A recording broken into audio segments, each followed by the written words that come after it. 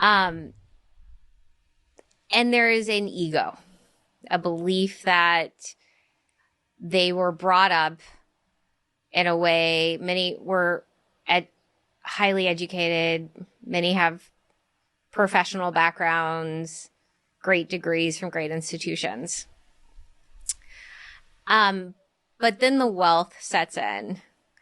And if you think about the trajectory these women go on once the wealth comes in, usually the wealth comes in not necessarily because their tech husband is this exceptional entrepreneur. It's because what I've realized is that the government helped fund their husband at some point along the way. If you look at like the history of Google or the history of Facebook or the history of Apple, even the history of, you know, not so much Amazon, but like even Hewlett Packard or Oracle, these companies didn't just spring up out of nowhere. They came through institutional backing at some point.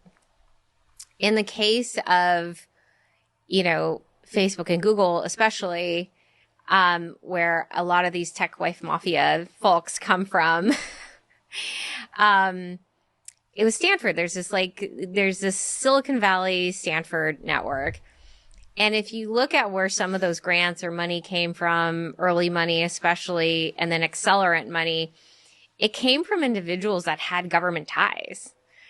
And so these companies serve government functions as well. Like Google really was involved with the government in helping identify behavior on the internet, and Facebook as well. And so it's no surprise that the intertwining between the Democratic Party, which is so prevalent in California, and these companies has just always been there. That synergy has always been there, and that relationship has always been there.